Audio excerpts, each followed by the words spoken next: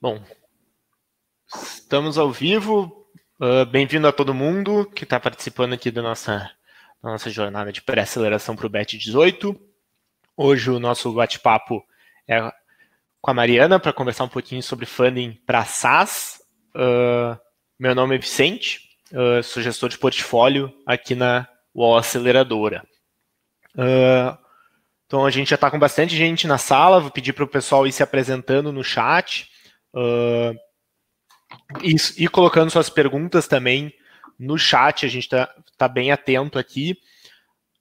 A ideia é ser bem um bate-papo mesmo, então a preferência é para perguntas que vocês façam, 100% preferência de vocês. A gente tem alguns tópicos aqui para bater com a Mariana, mas a ideia o foco é responder as perguntas do público. Então, antes da gente começar, eu só vou me apresentar um pouquinho o que eu faço aqui dentro da aceleradora. Então, como eu comentei, meu nome é Vicente. O meu papel dentro da UOL é acompanhar as startups depois do período de aceleração, depois que a gente vai estar num período bem próximo delas, e principalmente acelerar as rodadas de captação das nossas startups do portfólio.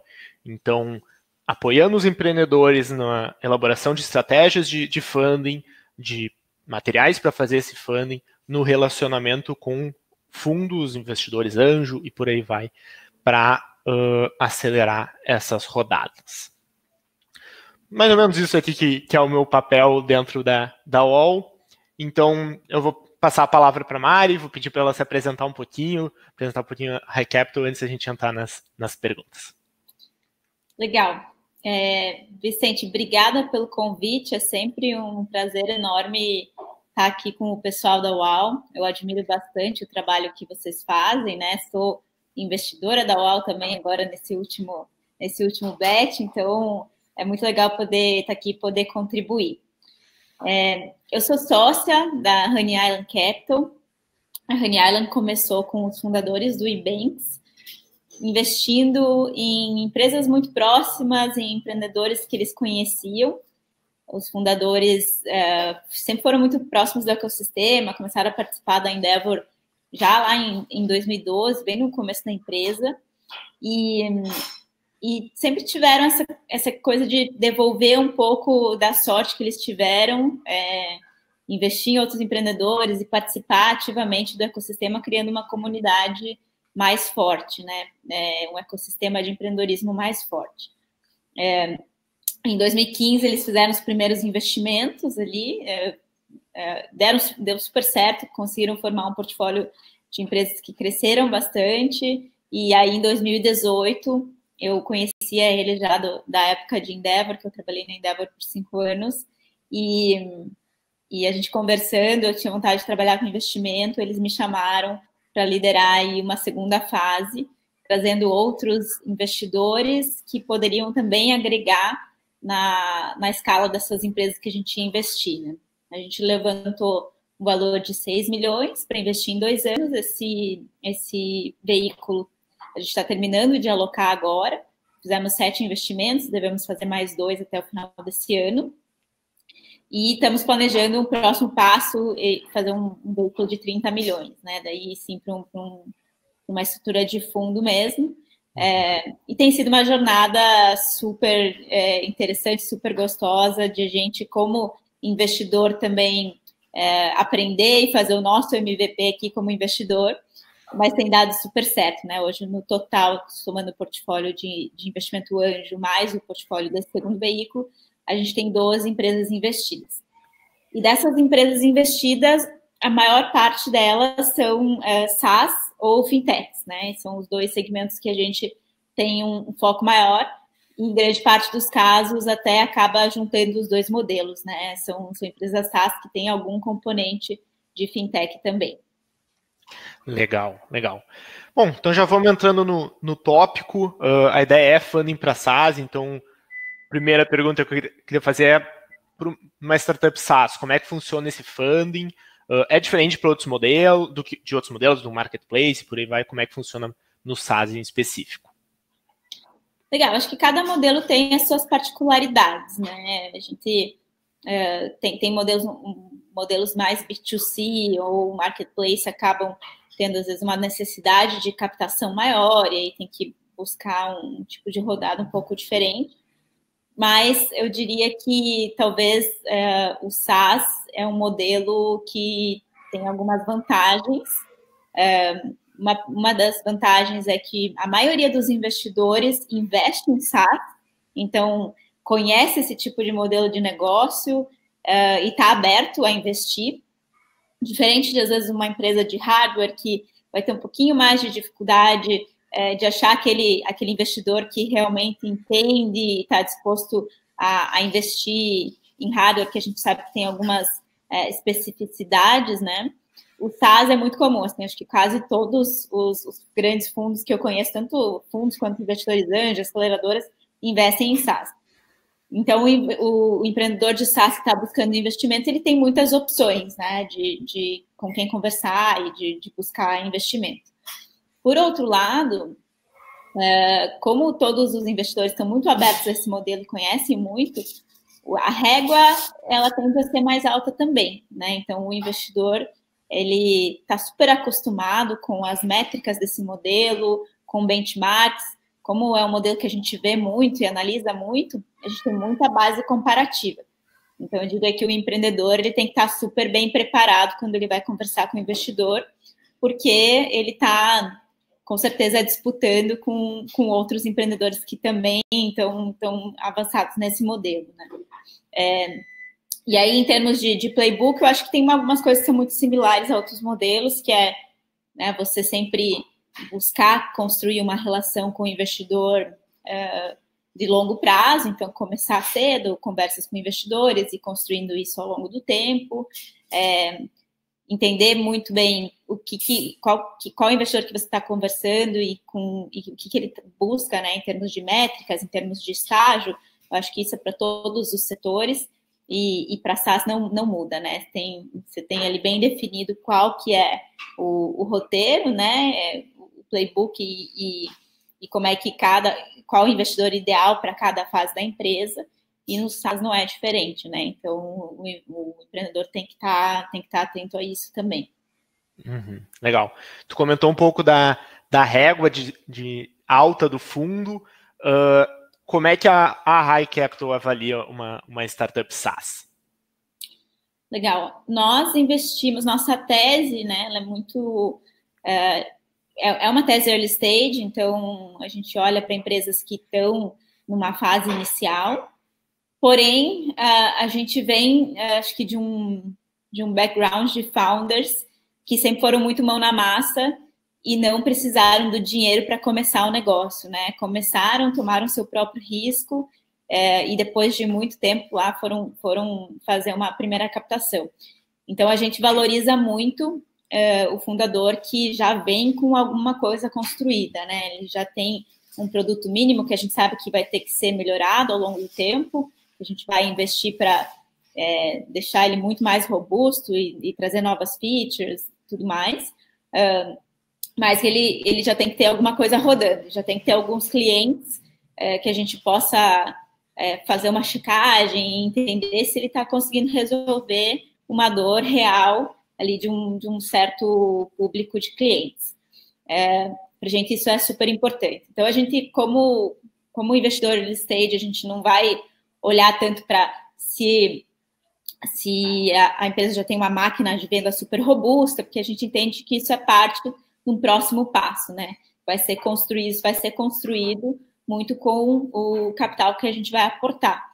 Porém, o produto já precisa existir e já tem que atender uma base de clientes inicial que a gente possa entender se o empreendedor, né, foi atrás de entender a proposta de valor, o que realmente ele está entregando para o cliente de diferente e conseguindo manter assim, uma base inicial, né, de pagantes ali que vai validar, digamos assim, o mínimo produto viável que ele está fazendo rodar. Legal. E como é que tu vê a parte do planejamento dos empreendedores para as rodadas? O SaaS ele tem a questão de ser um modelo onde tem uma recorrência. Como é que tu vê o plano financeiro dentro dentro disso, os empreendedores se preparando dessa forma, projetando e o fundo avaliando essa questão? Para a gente é bem importante ter esse plano financeiro, não significa que o plano vai ser aquilo que vai acontecer, e a gente sabe que muita coisa vai mudar, mas é importante para a gente entender qual é o racional do empreendedor por trás daquele plano, né? Se, puxa, de repente o negócio está começando e ele já quer investir um caminhão de dinheiro em marketing. Puxa, talvez ainda não esteja na hora, né? A gente precisa ainda validar algumas coisas, acertar o público-alvo, acertar questões de produto antes de investir em marketing. Então, isso a gente normalmente senta com o empreendedor, tenta entender o que ele está pensando ali, qual que é o plano dele para o investimento, principalmente, né? E muitas vezes até ajuda ele a dar uma direcionada nesses investimentos, né? A gente entende que isso é parte fundamental aí do processo de captação e que muitos empreendedores acabam falhando nisso, às vezes captando uma rodada menor do que ele precisaria para chegar no próximo passo, ou maior também, e acabando colocando dinheiro onde não precisava, né? E aí você acaba usando mal esse recurso, que é um recurso de equity, que é um recurso muito, né, importante, que você deve valorizar muito, todo o equity que você abre da tua empresa. Então, a gente espera que o empreendedor traga isso e a gente também consiga contribuir de alguma forma para chegar num plano que seja viável e que nos ajude a chegar na próxima rodada. Legal. Tu comentou dessa questão de equity. Vocês na Honey Island, a gente aqui na loja, a gente investe no early stage, mas aqui o nosso público, de maneira geral, são os empreendedores que ainda estão começando a sua jornada. Como é que tu diria para eles organizarem essa questão? Eu sei que, por exemplo, hoje no mercado tem muito investidor já abordando as startups logo no começo. Como é que tu vê essa questão do cap table para uma trilha aí de longo prazo para a startup? Aonde que ela precisa mais se preocupar? Esse costuma ser um dos motivos grandes de ou não investimento, né? Quando você tem um cap table já bastante com muitos investidores ou que os founders já estão muito diluídos, ou então de atraso nas rodadas, porque você tem que fazer todo um trabalho de revisar o cap table e conversar com os atuais sócios para você garantir que tem espaço ali para os founders ainda fazerem várias rodadas e não ficarem com uma participação muito pequena, né? Então, com certeza, assim, pela nossa experiência, eu diria que é um ponto extremamente relevante de ser olhado desde o dia 1, né? Desde o primeiro sócio que você traz para dentro da empresa, precisa entender muito bem o que aquele sócio vai trazer, o que aquele sócio vai agregar, seja do capital, né, ou além do capital, se o sócio é um sócio que está na operação, para que esteja alinhado. E aí, talvez, assim, os empreendedores, no momento que está tudo começando, acho que é muito natural você querer fazer as coisas acontecerem rápido, né, e pensar, depois a gente resolve isso, mas é sempre melhor você já ter as regrinhas definidas no momento que está todo mundo feliz, que está todo mundo bem, né, e alinhado. Então, algumas coisas assim que a gente gosta de ver puxa, às vezes você vai fazer uma sociedade, coloca um vesting para os sócios, né, o sócio que vocês estão começando juntos, mas se alguém sair antes de 2 anos, essa pessoa sai com uma parcela menor, ou né, alguma coisa assim que garanta que vocês vão estar alinhados, que depois a empresa vai ter sócios dedicados na operação para fazer o negócio crescer. Ao mesmo tempo, com investidores, sempre tomar muito cuidado, né? Normalmente, nessas fases mais iniciais, o investidor não deveria ter mais do que 10%, 15% da empresa, um investidor anjo mais parrudo, assim, né? Ou as aceleradoras ali nessa faixa também. E as rodadas subsequentes, assim, o seed varia muito, né? Tanto o seed quanto o angel varia muito a porcentagem, mas ela deveria ficar nessa faixa de 5% até 15% ali no seed, nas aceleradoras, e depois para frente as próximas rodadas são rodadas que diluem normalmente 20%, né, por rodada. Então, você tem que considerar que com todas essas diluições, depois de uma série A, você ainda vai ter uma parte majoritária da empresa que justifique, né, você tá ali se dedicando para aquele negócio, fazendo aquele negócio crescer, e lá na frente tem uma saída que recompense também todo o trabalho que o empreendedor teve, né? Uhum, legal. Pessoal, estamos abertos a perguntas aqui no chat. Já vou fazer a pergunta do Marcos aqui.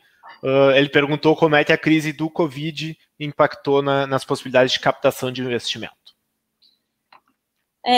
No primeiro momento impactou porque os fundos todos paralisaram, né? A maioria deles, não vou dizer todos, mas a maioria, para entender o que estava acontecendo. Então, foi 1 ou 2 meses ali, bem quando a gente começou o lockdown aqui no Brasil, que a gente ouvia muitos fundos falando, né? Olha, não estou investindo ativamente agora, estou olhando para as empresas do meu portfólio para dar atenção para essas empresas que eu já investi, ver o que elas vão precisar de ajuda, eventualmente até um follow-on nessas empresas, né? Dependendo de como estiver a situação financeira delas, para depois a gente voltar a investir. Então, o que a gente sentiu, a gente fez um pouco disso também, a gente por um mês ali, né? Teve muito comitê de crise, realmente tomou bastante tempo nosso. Mas depois a gente já entendeu que, assim, a gente está investindo para longo prazo, né? O Venture Capital é um tipo de investimento de longo prazo e que, em algum momento, essa crise vai passar. E eu acho que uma coisa super positiva que veio também depois de 1, 2 meses foi que a gente viu que tem uma aceleração enorme acontecendo na adoção de tecnologia.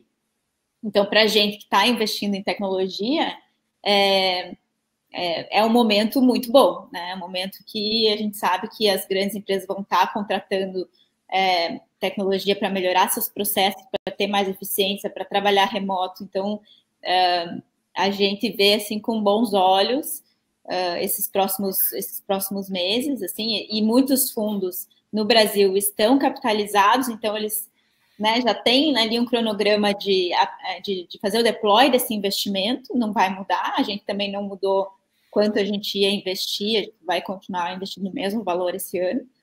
O que muda um pouquinho, eu acho que só para os negócios que são mais afetados, né, pelo Covid. Então, algumas áreas como turismo, como food, né, daqui a pouco food service, assim, que são negócios mais relacionados a áreas que ficam muito impactadas com o distanciamento, tem um pouco mais de dificuldade de captar nesse momento, porque, né, o investidor ele quer ver uma perspectiva do que vai acontecer nesses setores, e como é muito incerto, né, o dia depois, em alguns setores, fica um pouco mais complicado de ter investidores que vão apostar, né, e tomar esse risco.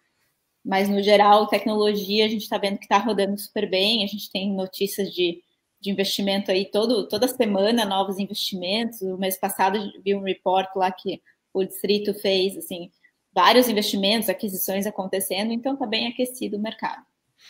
Verdade, vou complementar também, eu, né, como estou apoiando os empreendedores da UOL que estão em captação, o pessoal está se comunicando com vários fundos, vários players. Então, de fato, a perspectiva inicial foi essa, né? Vamos olhar um pouquinho para o portfólio, fazer alguns follow-ons, por aí vai. E depois já retomaram os investimentos de maneira forte, exatamente porque fundos têm esse tempo para fazer o deploy do capital. Já os grupos de anjo têm algumas perspectivas um pouco diferentes. Como a incerteza é na pessoa física, não tem uma necessidade, geralmente, de fazer um investimento, gerou um pouco de atraso, eu sei que em alguns momentos, mas também o mercado hoje está vivendo uma situação onde o juros está baixo, então o investidor também está buscando novas oportunidades de rentabilidade. Então, eu diria assim, até em relacionamento com os grupos de anjo, me parece que existiu uma queda, mas hoje já está numa situação como estava talvez pré-começo da crise. Então, emendando aqui a pergunta do Paulo, perguntando especificamente da High Capital, se vocês investem em B2G. E se sim, por quê? Se não, por quê? Eu não diria que a gente não investe, né? A gente nunca investiu até aqui, não somos assim, fechados para esse perfil de investimento, mas a gente tenta investir normalmente em áreas que a gente tem uma expertise maior. Então, por exemplo, a gente gosta bastante de SaaS que vende para empresas enterprise. Porque o Ebanks apesar de ser payments, tem um modelo de venda enterprise muito forte. E aí a gente tem muito conhecimento, né, nessa área que a gente consegue agregar para as empresas que a gente investe. A gente tem também empresas no nosso portfólio que são SaaS para SMB. Então, a gente consegue tirar muito conhecimento da nossa própria comunidade de investidas e trazer essas trocas, entender que a gente está sendo realmente relevante ali para aquela empresa que a gente está investindo. B2G, a gente não tem um conhecimento tão grande, não é algo que a gente, nem dos investidores, nem do nosso portfólio, a gente entende que consegue agregar muito valor nesse modelo específico de venda, né? O que não significa que se de repente essa startup B2G tiver outros desafios, eventualmente de produto ou de serviços financeiros que a gente consiga ajudar, que a gente entenda que a gente consegue ser relevante, a gente não possa fazer um investimento. Mas, claro, é um modelo de negócio que a gente para a gente avaliar não é tão confortável, porque a gente não entende profundamente de venda para governo, assim, né? Os meandros e como você consegue fazer isso de uma forma escalável e previsível, que é algo que a gente busca nas empresas que a gente investe, né? Como é que a gente consegue escalar e tornar esse crescimento o mais previsível possível. Vou passar para a pergunta do Giovanni, porque está linkada à pergunta anterior lá sobre o Covid. Ele perguntou para um SaaS da área de eventos. Tu considera que o investimento só lá no ano que vem, só em 2021? Se for área de eventos físicos, eu acho que sim. Eu acho que é melhor dar uma segurada e esperar passar esse ano, né? Esperar os eventos retomarem, para que você busque um investimento, assim, já tendo algum indício de retomada, porque senão o que vai acabar acontecendo é que você pode ficar com o valuation muito prejudicado por esse momento. Eu acho que definitivamente não é o momento ideal. Se você está focando assim, em alguma coisa em eventos online, assim, aí tem uma oportunidade interessante também, né? A gente tem visto grandes eventos online acontecer. A gente teve agora o evento há uns 2 meses atrás, eu acho que foi da XP, que foi um evento assim, gigantesco, acontecendo online, vários painéis simultâneos e tal. E com certeza precisa de tecnologia para isso. Então, se você já tiver alguma coisa pronta nessa linha, eu acho que dá para a gente, né, você conversar com os investidores ainda esse ano, até para ir plantando uma semente eventualmente para o ano que vem. Legal. Então vamos para a pergunta do Luiz aqui. Ele perguntou o que tu acha que é uma média aceitável de clientes para um investimento early stage? Isso é uma pergunta bem desafiadora, assim, porque vai depender muito do teu modelo. A gente já investiu, para você ter uma ideia, em uma empresa que tinha 10 clientes, que é uma média que para a gente é baixa, assim, né? 10 clientes. Hein? Só que os clientes eram Volvo, o principal grupo de comunicação do Paraná, Via Varejo. Então, era uma empresa que a gente ficou muito surpreso, porque era uma startup super enxuta, com 2 pessoas que conseguia fazer vendas para clientes enterprise gigantescos, assim. Então, a gente entendeu que ali tinha uma demanda super interessante e com um time enxuto eles conseguiam entrar em clientes grandes que depois tem potencial para fazer upsell e aumentar o ticket. Então, varia muito, eu acho que depende do teu modelo, né? Se você tem um ticket muito baixo, você vai precisar provavelmente ter uma base um pouco maior de clientes para provar, né, esse teu MVP. Acho que complementando também é bem essa questão, né? Tem que ter bastante gente, quando é um ticket baixo, assim, tu precisa ter bastante gente para comprovar um pouco da solução, então sobe um pouco dessa necessidade de clientes quando o teu ticket é mais alto e teu processo de venda é mais longo e por aí vai para grandes empresas, como é o caso que tu comentou, daí muda um pouquinho da situação. O Thiago fez uma pergunta, que é a pergunta que acho que sempre vem, que é valuation. Então, como é que vocês fazem, por exemplo, valuation de uma startup que ainda não tem faturamento, qual modelo utilizam, quais variáveis ou características que levam em consideração. Legal. Valuation nessa fase early stage é bem desafiador mesmo, assim, né? Quanto vale, sendo que a maior parte, eu acho que tem muita incerteza e está muito ainda baseado num plano futuro, né? Então, o que a gente tenta fazer é, para startups que já estão numa fase um pouco mais avançada, de MRR, que já dá para a gente fazer algum tipo de múltiplo, a gente usa múltiplo, né? E aí, para SaaS, no Brasil, a gente tem trabalhado aí com múltiplo de 4 a 8 vezes o ARR, né? Então, mas isso para empresas que já estão faturando e até com uma base um pouco maior de clientes, porque empresas que estão faturando, mas ainda muito pouco, se você for fazer múltiplo, também não vai funcionar, né? Porque o valuation vai ficar muito baixo. Para empresas mais iniciais, a gente tenta fazer uma conta de assim, quanto essa empresa precisa para chegar no próximo passo, para chegar nos milestones que os empreendedores estão trazendo, e quanto faz sentido a gente ter de participação sem tornar aquele cap table, né, depois não investível na sequência, né, sem ficar com uma participação muito grande também.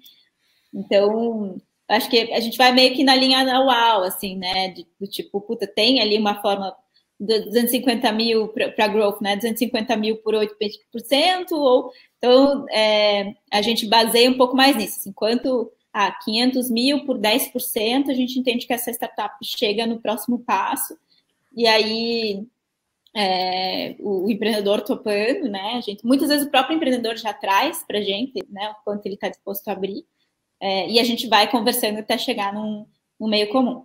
Uma coisa que também dá para fazer quando a gente não chega nesse consenso de valuation, como conversível, você pode ter uma régua, né? Então, puxa, se nos próximos 6 meses eu tiver uma performance X, meu valuation vai ser um pouquinho maior, se não um pouquinho menor. Claro que não vai ser, assim, não dá para colocar 3 vezes mais, 3 vezes menos, assim, de maneira que prejudique a empresa. Mas, às vezes, uma régua, assim, que seja, né, que dê um pouquinho mais de vantagem se o empreendedor conseguir alcançar uma performance maior, pode ser bem legal e alinha os incentivos do investidor e do empreendedor também. Uhum.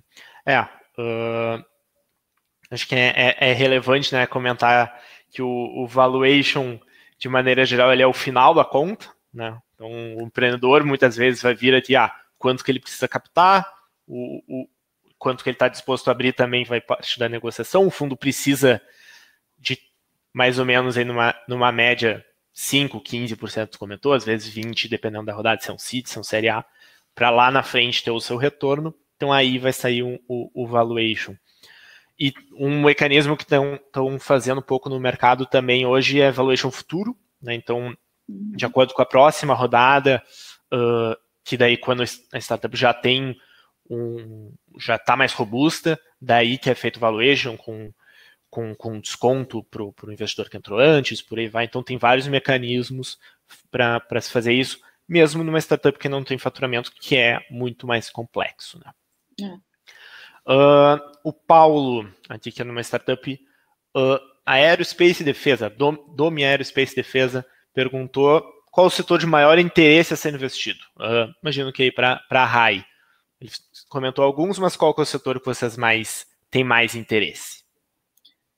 Eu acho que para a gente os setores de maior interesse são serviços financeiros, pelo histórico dos sócios aqui, né, e pelo conhecimento nessa área. E aí interesse também é onde a gente tem uma rede muito forte que consegue agregar. Então, além dos sócios do Bens, a gente também tem os sócios do Banco Bari aqui no Brasil, em Curitiba, que são nossos investidores, os sócios da Juno, da Bicred. Então, é um espaço que a gente tem bastante conhecimento para aportar.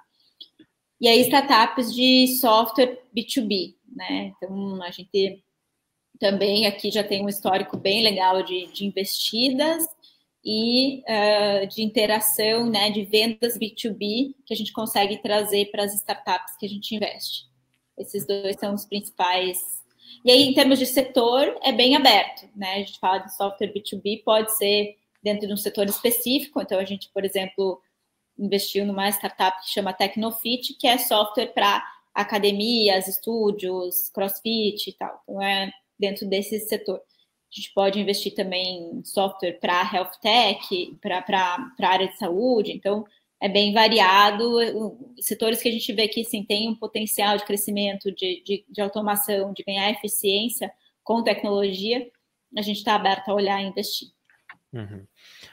E nicho? Já emendando a pergunta do Vitor aqui. Nichos de mercado, vocês estão de olho? Não sei se a pergunta é exatamente se a gente investe em mercados mais nichados, né? Mas acho que é isso.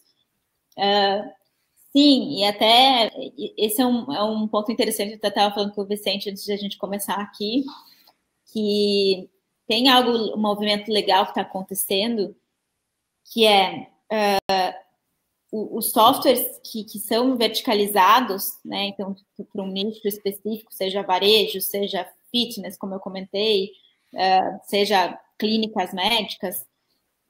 Hoje, com assim, a evolução de algumas startups de infraestrutura financeira, essas startups que atendem um nicho específico mais do lado de gestão ou de CRM, enfim, elas começam a conseguir trazer produtos financeiros e oferecer para a sua base de clientes. E com isso, uma startup que antes tinha um tamanho de mercado limitado por conta de um nicho, né? O Brasil tem 80 mil academias, então, assim, né, chegando nesse teto, não tem mais para onde crescer, pelo menos no Brasil. Depois pode internacionalizar, ter outras formas de crescer, mas, de certa forma, quando a gente falava com investidores, parecia assim, né, um mercado limitado. Agora, quando você fala de colocar uma infra financeira, de pagamentos, de empréstimo para academias, de daqui a pouco seguros e uma série de outros serviços, você consegue aumentar muito o ticket médio por cliente e levar essa startup que é de um nicho específico a um potencial de tamanho muito maior do que ela conseguia chegar até então. Então, isso é uma coisa que a gente tem olhado e com bons olhos, assim, né? Para líderes de alguns setores, assim, a gente vê que tem um potencial super legal de agregar mais serviços e oferecer uma solução completa para esse cliente. O Vitor exemplificou da startup dele, né, que está no nicho universitário. Uhum. Pergunta do Felipe aqui, mais voltada para num termos de cash-in e cash-out. Para empresas já com seed captado, MVP, clientes, é usual pagar prêmio aos fundadores quando os fundos investem ou todo o capital inserido no caixa? Normalmente, em fases early stage, é cash-in, tá? No early stage, ainda não faz tanto sentido você, né, o investidor colocar o capital e esse capital sair para os fundadores, ou seja, para comprar outros investidores que estão no cap table também. Às vezes acontece, você precisa fazer um ajuste de cap table, porque precisa tirar um investidor ali que está desalinhado, alguma coisa assim. Você faz um esforço entre os sócios, consegue pagar alguém para sair. Mas normalmente essa pessoa que está saindo vai receber um valuation menor do que se fosse um cash-in, que o dinheiro que está entrando não está indo para o crescimento da empresa, e sim para comprar um sócio, né, que precisa sair. Então, não é comum, assim, até você chegar numa série... Agora eu já estou ouvindo, assim, algumas série A's que tem uma composição de cash-in, cash-out, mas até uma série A é bem mais raro isso acontecer. Série A, série B já tá ficando mais comum, série B já é bem mais comum. O empreendedor também fazer né, vender uma parte ali para fazer um patrimônio, acho que isso é super saudável também, a gente não tem nada contra isso, assim, até ao contrário de alguns fundos, a gente acha que é muito importante o empreendedor ter uma saúde financeira, ter o seu patrimônio, não se preocupar, né, com assim, pagar as contas do dia a dia, então isso faz parte, mas não uma fase muito inicial.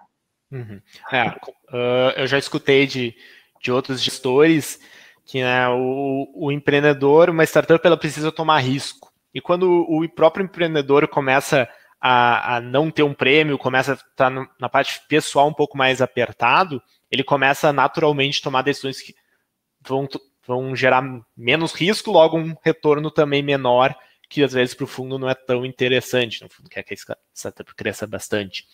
Então, concordo com esse ponto que em alguns casos pode fazer sentido e está acontecendo de fato. Pergunta do Vitor aqui, se já teve contato com startups que pivotaram após o investimento e se puder contar um case, por exemplo.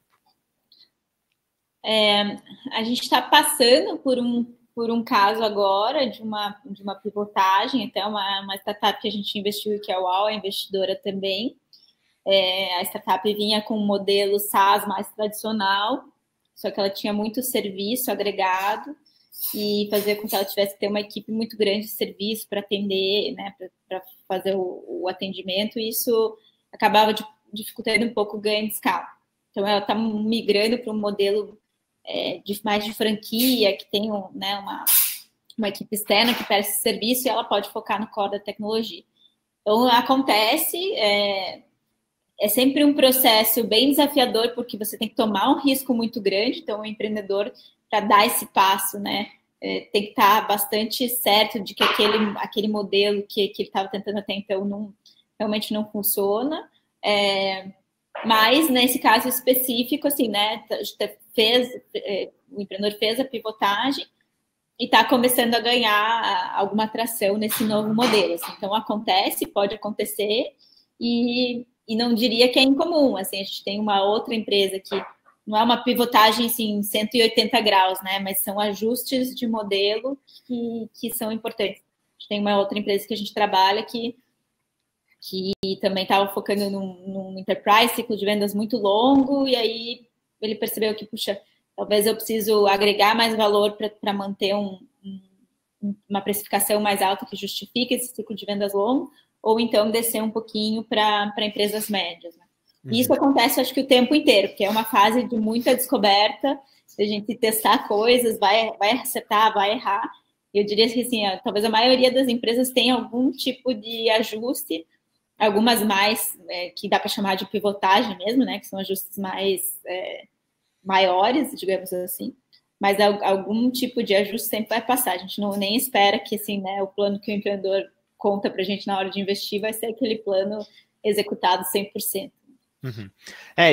Isso reforça o ponto que a gente, o UOL, fala, vocês falam, a grande maioria dos investidores fala que é um investimento muito em pessoas, né? Porque precisa de um bom time para fazer uma pivotagem. Então, de fato, a gente está investindo muito mais no time ali que vai, de algum jeito, achar um caminho que faça sentido, porque o caminho que ele está apresentando não necessariamente vai ser o que vai acontecer lá no final. E até é um bom sinal, né? Quando o empreendedor tem a coragem de enxergar assim, puxa, esse.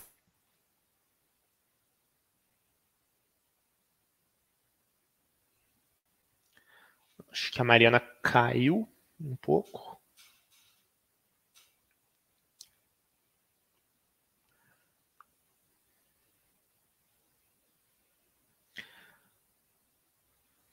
Vamos esperar um pouquinho.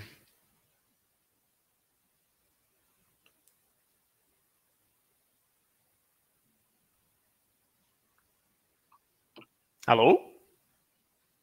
Oi. Oi, voltamos. Voltamos. Você estava comentando que é um bom sinal, né?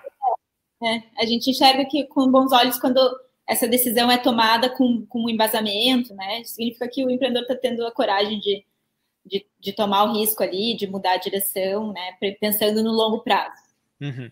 E é importante, né, usar o investidor também nesse momento, né? A gente não tá ali só para botar um dinheiro e colher lá na frente, né? Também é apoiar nesses próprios momentos de fazer essa pivotagem. Então, ir para a pergunta aqui do Alexandre, ele comentou no modelo mais com hardware. O que fazer se o ticket aportado pelas aceleradoras é inferior ao cálculo pelos sócios para o crescimento estimado? Aceleradoras, outros investidores, ou seja, ele precisa de mais dinheiro do que o investidor está disposto, basicamente. Uhum. Eu acho que aí é uma decisão dos sócios, assim, né? Se você tá bastante certo de que vai precisar de um volume maior de capital para chegar no próximo passo, buscar, a gente fala assim, é muito ruim, por exemplo, quando um empreendedor vem conversar com a gente e fala, eu estou captando 5 milhões para chegar no próximo passo e tal, e a gente fala, legal, mas a gente não investe esse valor, né? A gente é um fundo que investe em rodadas de até 2 milhões, 3 milhões, e aí daqui a pouco o empreendedor vira e fala assim, não, mas 3 milhões está bom também. Então, isso para a gente é um sinal muito negativo, porque significa que o empreendedor não sabe o que ele quer, né? Não sabe se quer 5, se quer 2, se quer 3, e acho que essa clareza é muito importante. Então, se você entende que o valor que você precisa é maior mesmo, eu coloco isso assim, colocaria isso como meta e atrás de só fechar a captação com aquele valor que você entende que é o necessário. E a gente, inclusive, também passou por um caso que a gente acabou entrando numa rodada que não tinha o valor total, e aí depois não fechou, e realmente o empreendedor sofreu um pouco por conta disso. Assim. Então, a gente também teve um aprendizado de sempre tentar fechar o valor que você precisa mesmo para a rodada. Só que aí também, uma coisa que não é só querer, né? Eu quero captar 1 milhão, 2 milhões. Você tem que ter alguma atração, algum indício muito forte que leve o investidor a aportar um valor maior, né? A aportar 1 milhão, 2 milhões, que é o que você está precisando. Então, talvez você tenha que ajustar, assim, puxa, para eu chegar no nível do investidor, que já é um investidor que olha para uma fase de growth ou um investidor seed, eu tenho alguns milestones aqui que eu preciso cumprir, né, para que eu entre no radar desse tipo de investidor com esse tamanho de cheque. Uhum. E é relevante também comentar que o empreendedor ele também não pode, muitas vezes, querer dar o passo maior que a perna, né? Existe uma escadinha de investimentos, né? Passa para um investidor anjo, uma aceleradora, um fundo seed, para um CLA. Então, tem um processo onde cada estágio tem seus milestones. Para uma startup de hardware, às vezes, de fato, vai precisar de mais capital do que um software. Mas também são estágios onde tu precisa ir fazendo essa validação para também, muitas vezes, né, com um empreendedor com muito dinheiro, gastar dinheiro é muito fácil. Então também tu ter um processo enxuto também tem ganhos em cima disso, né? E hardware dá para tentar compor, né? Isso aqui não é fácil, né? A gente sempre fala assim, puxa, tentar compor com algum financiamento, alguma dívida e capital de equity, né? Acho que nessa linha, assim, acho que você abre menos participação e consegue fazer o negócio girar. Né? Só tem uma pergunta aqui do Paulo, que acho que ele perguntou ticket baixo e ticket alto, né? Um ticket baixo, assim, quando a gente olha um ticket mais, a gente chamaria de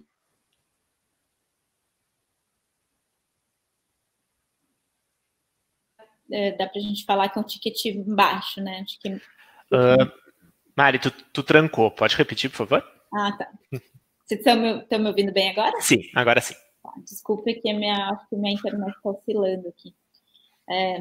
Mas um ticket baixo seria um ticket de 100, 200, 300 reais. Assim. Quando a gente fala de ticket alto, é um ticket de mais de 2 mil, 3 mil reais, daí seria já um ticket mais alto, né?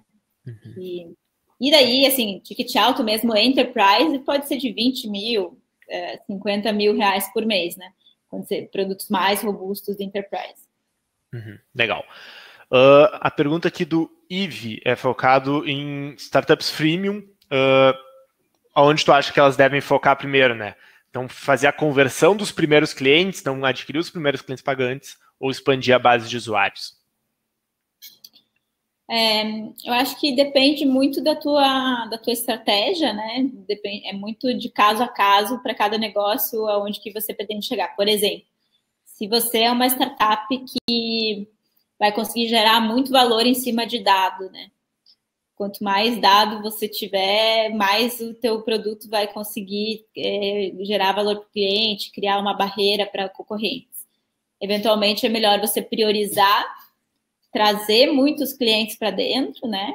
Fazer eles começarem a usar, gerar dados e depois começar a cobrar, né? Mas dependendo se você não tem esse tipo de vantagem que o volume e um network effect te dá, aí você também pode já começar a cobrar antes até para validar, né? Se aquele cliente está disposto a pagar, né? Pelo valor que você está gerando.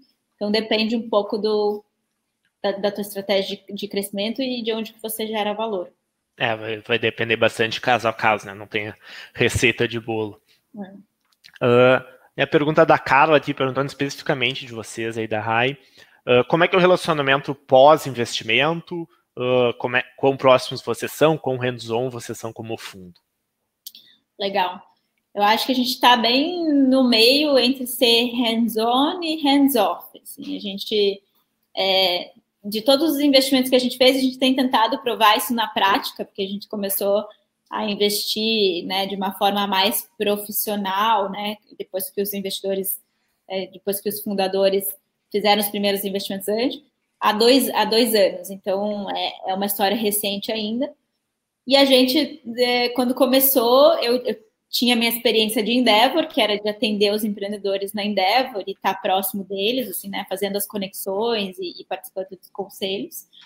E a gente começou a testar, assim, né? Puxamos trazer um pouco do que eu fazia na Endeavor para cá e ver o que vai funcionar melhor.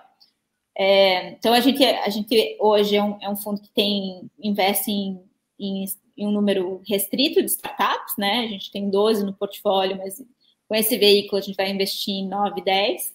Então, ainda é um número de startups que a gente consegue dar bastante atenção e estar próximo. Mas também a gente tem uma equipe bem reduzida, a gente não consegue estar ali, né, no dia a dia com as startups, então nossa ideia não é estar operando junto.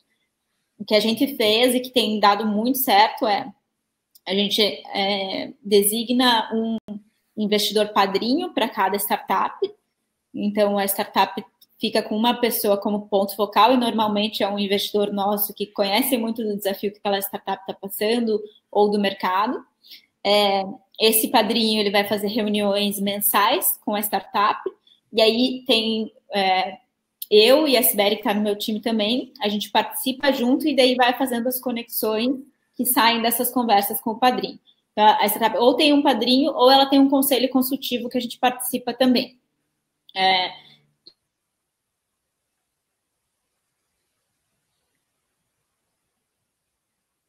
Assim, para propor, né, propor caminhos, o que a gente tem visto, o que tem funcionado, o que não tem funcionado, e estar próximo sempre que a startup precisa. Assim. Então, tem funcionado super bem, assim, acho que a gente fica próximo dos investidores que estão no cap table, normalmente a gente acaba sendo o mais próximo, assim, então isso tem dado para a gente uma visão de que talvez a gente seja um pouco mais hands-on do que a maioria dos fundos. Legal. Hoje o mercado tem fundos de todos os estilos, tem gente hands-on, tem gente hands-off, e tem gente que vai depender de caso a caso, se lidera a rodada, se não lidera. Então, importante, de fato, conversar bastante com os fundos, né, para entender também. A Carla aqui perguntou se vocês levam em consideração o impacto social da startup. Para nós, impacto social não é o ponto central para tomar decisão de investimento. A gente considera, assim, tem uma tese, acho que vindo de Endeavor, não sei quem conhece a Endeavor, assim, mas é uma organização que apoia empresas de alto crescimento com o objetivo de gerar mais empregos mais qualificados no Brasil e fazer com que o ecossistema de empreendedorismo flua melhor, né? Então, acho que se a gente tiver mais empresas que crescem, que empregam pessoas com empregos qualificados, que essas pessoas possam ter, né, uma ascensão de qualidade de vida, de ascensão profissional, né, que os filhos dessas pessoas também possam ter uma educação melhor, a gente está cumprindo o nosso papel. E eu venho muito com essa crença também. Acho que o empreendedorismo é algo que transforma. Assim, acredito muito nisso. A gente vê isso acontecendo na prática.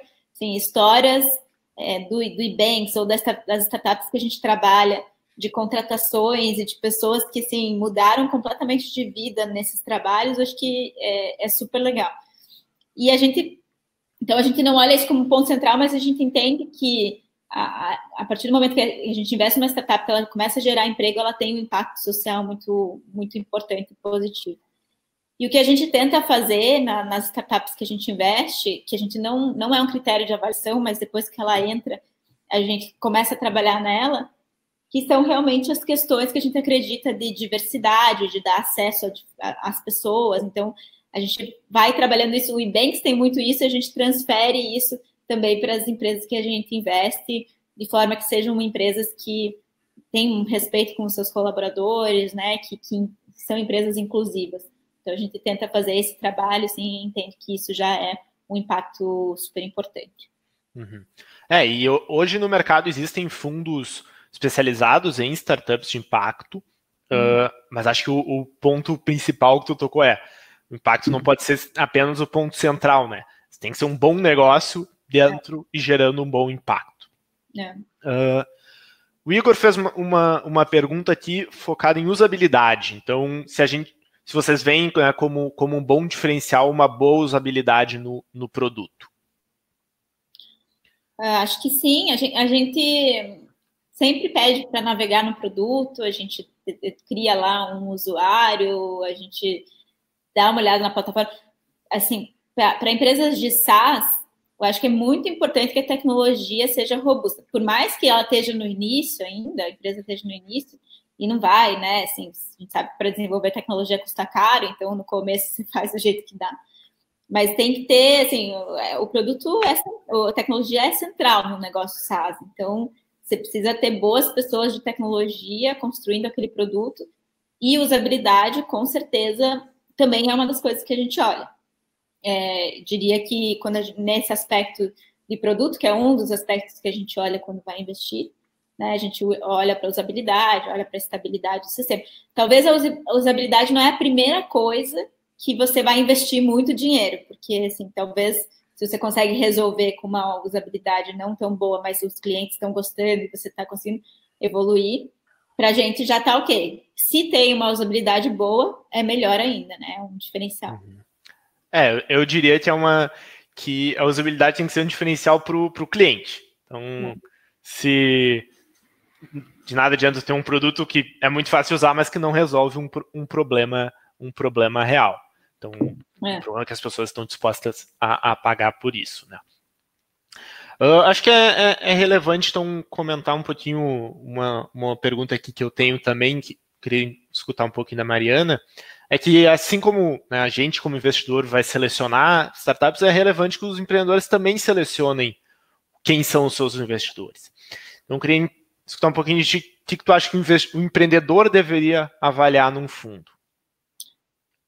É fundamental que o empreendedor avalie quem são as pessoas que estão por trás do fundo, né? Qual é o objetivo do fundo, qual é a história daquele fundo. Acho que isso é muito importante, assim, né? A gente sempre falava na Endeavor, né, para os empreendedores que eles tinham que fazer a diligência do fundo também, né? E agora, como investidora, eu continuo falando, assim, né? Porque é importante que o empreendedor converse, às vezes, com uma empresa que já foi investida, para entender como que é a relação com esse fundo. É importante entender, assim, com os sócios do fundo, qual que é a visão de longo prazo. Então, é um fundo que está olhando para entrar e, né, ficar por muito tempo, é um fundo que vai entrar e daí daqui a pouco já vai querer sair, está no final do fundo, já está tendo que dar retorno para os acionistas. Então, isso é algo que o empreendedor deve buscar, essas informações mais de composição, de tese daquele fundo, né? Quem são as pessoas que estão por trás, o que o fundo olha, se está alinhado com os valores, com o que você está buscando. E aí, o segundo ponto é quanto aquele fundo vai conseguir te ajudar, o famoso smart money, além do capital. Isso faz bastante diferença. A gente vê assim, que muitas startups acabam levantando capital, tendo fundos que não são tão próximos, que não adicionam tanto e gastando aqueles recursos de forma que não chega onde precisaria chegar. Eu não diria que os fundos vão resolver toda a vida para os empreendedores, né? Não é isso. Assim, acho que um bom fundo não garante o sucesso do empreendedor, mas, por outro lado, ele pode ajudar muito, né? Pode ajudar com conexões, pode ajudar com conhecimento. Eu acho que buscar isso, assim, é super, super importante. Uhum. E acho que relevante comentar também, né, que um investidor ruim, um fundo ruim, que não tenha grande experiência no mercado, pode muitas vezes até complicar algumas coisas, colocar alguns vetos que não são bons, não são legais para o empreendedor, que não é a visão que a gente, como investidor, que o mercado tem, né, e deve ter. A gente, como investidor minoritário, né, a gente é o fundo que está investindo o nosso capital de risco, investindo no empreendedor. A partir do momento que você sente do fundo que ele está querendo ser muito controlador, você deve ficar com o pé atrás, né? Porque, puxa, por que o fundo, né, quer que tenha certos vetos ou assim, influenciar toda a decisão que eu vá tomar? Não é esse o papel do fundo, né? O papel do fundo é dar acesso e estar ali apoiando para que o empreendedor consiga ir mais longe, mais rápido, usando melhor os recursos.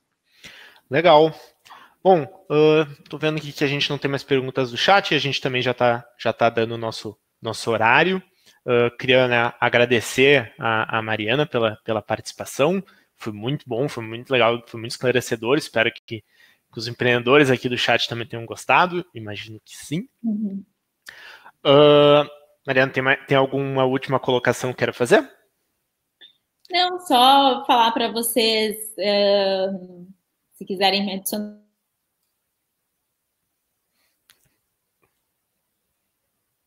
Honey Island Capital, tá lá no LinkedIn, vocês vão achar fácil. A gente também tem uma página que a gente compartilha algumas coisas, tem um podcast, então, se quiserem seguir lá e estar em contato com a gente, vai ser super legal. Legal, pessoal.